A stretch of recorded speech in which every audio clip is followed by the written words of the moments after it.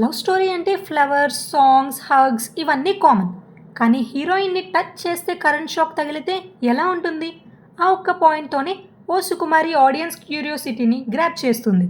Trailer నుంచి create అయిన ఎగ్జైట్మెంట్ని cinema sustain చేసిందా? చూద్దాం.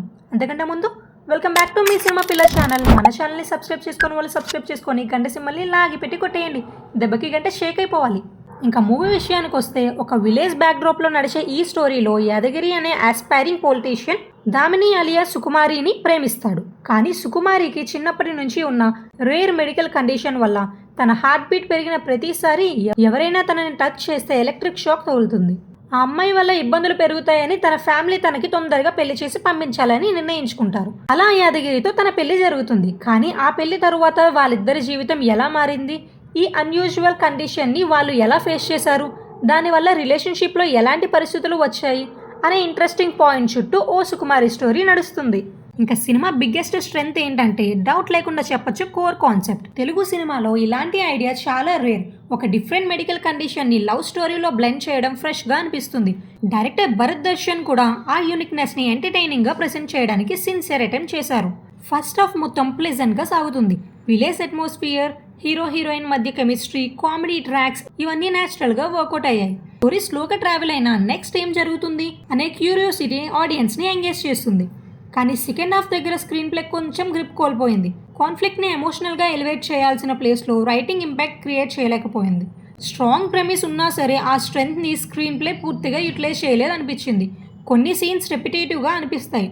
ఎమోషనల్ మూమెంట్స్ స్క్రీన్ మీద కనిపిస్తాయి, కానీ హార్ట్లో రిజిస్టర్ అయ్యే ఇంపాక్ట్ మాత్రం కొంచెం కూడా క్రియేట్ చేయలేదు. సినిమాలో లవ్ స్టోరీ అయితే డీసెంట్గా వర్క్ అయింది. హీరో హీరోయిన్ మధ్య బాండింగ్ బిలీవబుల్గా ఉంటుంది. కానీ రిలేషన్షిప్ ఎమోషనల్ జర్నీని ఇంకాస్త డెప్త్తో రాసుంటే ఆడియన్స్ ఇంకా ఎక్కువ కనెక్ట్ అయ్యే అవకాశం ఉండేది. ఇంకా ఎంటర్టైన్మెంట్ విషయానికి వస్తే సినిమా కంప్లీట్గా బోర్ కొడుతుందని చెప్పను.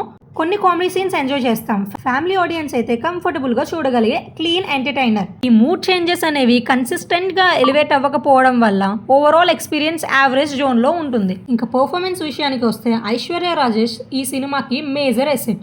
తన పర్ఫార్మెన్స్ వేరే లెవెల్ అనిపించింది. అన్యూజువల్ క్యారెక్టర్ అయినా ఎక్కడ ఆర్టిఫిషియల్గా అనిపించకుండా కంప్లీట్ ఈజ్తో క్యారీ చేసింది.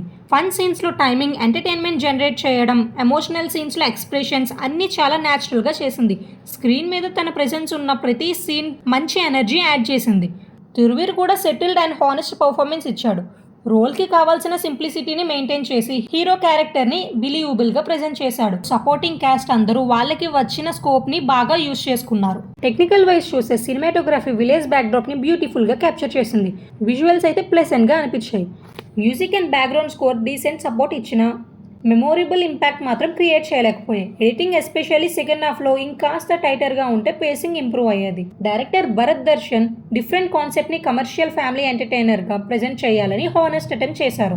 కానీ కాన్సెప్ట్ ఎంత స్ట్రాంగ్గా ఉన్న ఆడియన్స్ని లాస్ట్ వరకు ఎమోషనల్లీ హోల్డ్ చేయాల్సింది స్క్రీన్ ప్లే. అక్కడే సినిమా కొంచెం వీక్ అయిపోయింది. ఒక మంచి ఐడియా ఉన్న సినిమా ఎగ్జిక్యూషన్ ఇంకాస్త షార్ప్గా ఉంటే రిజల్ట్ వేరే లెవెల్లో ఉండేది. ఒక పర్సనల్ పాయింట్ చెప్పాలి, తిరువీర్ మాత్రం ఎప్పుడూ fresh concept, different stories select చేసుకుంటూ ముందుకు వస్తున్నారు.